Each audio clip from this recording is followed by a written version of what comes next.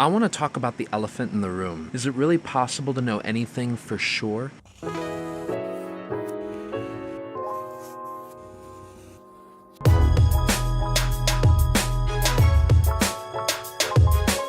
There's a common phrase that a lot of people like to use these days. You can't know anything for sure. You never know. You never know. You just never know. Of course, that might just be an expression of humility, but in some cases it's more than that. You see, postmodernism has actually changed the way that our culture sees and understands truth, but the concept of objective truth being unreliable or unattainable is nothing new. In the Buddhist Udana, there's actually a parable about blind men and an elephant. The parable goes like this. Several blind men stumble upon an elephant. One of them reaches out to grasp its tail. He says, "Elephants are long, they're like a rope." Another blind man grasps the elephant's leg, and he argues with the first blind man and says, "No, elephants are a lot like a tree trunk.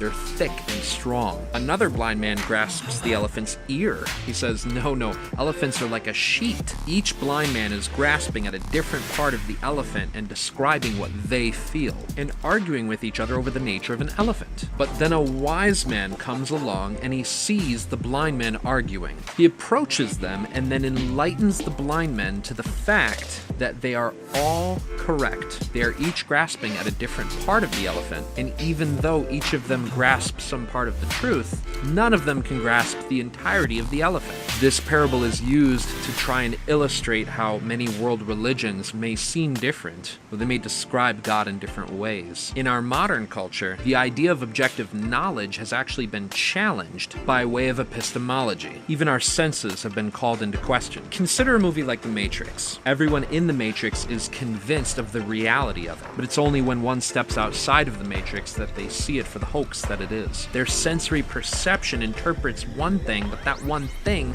doesn't correlate to reality, which begs the question, how do we know that our senses are reliable? How do we know that we're not in some sort of matrix? Or our entire experience is just a brain in a jar, with a scientist giving the brain electrical impulses to simulate a false reality? How would we know? This also pours over into skepticism. So a lot of modern pop skepticism is founded on this idea that we can't know anything for sure, or that we should apply harsh skepticism to literally everything. Some skeptics and some agnostics will claim that they're not making a truth claim about reality, but rather they're just defining the necessary limits of human comprehension. But here's the issue with that. If you define where the limit is, that means that you've drawn an insurpassable line. On this side of the line, perception goes up to the line, but past the line is reality. In order to meaningfully draw that line, you have to have access to see at least some way past that line. You would have to possess knowledge of the objective real in order to discern where it is and where it isn't. You would have to know both in order to make the comparison in the first place. We'll refer to the relationship of appearance and reality as correspondence. Does appearance correspond to reality accurately? In the same way that when people claim that there are no objective truths actually contradict themselves, people that contend that appearance doesn't necessarily correlate to reality are assuming that that perspective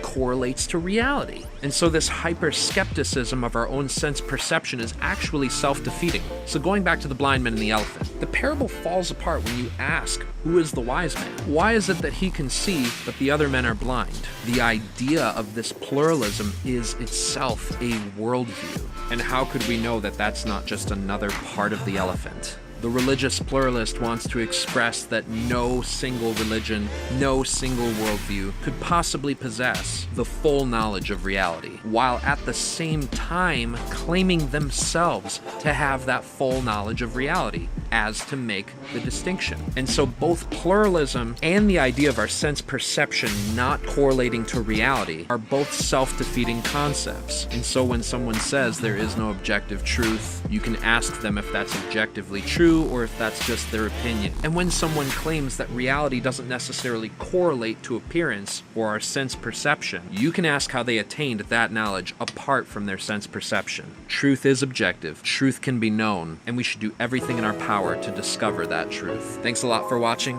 We'll see you next time.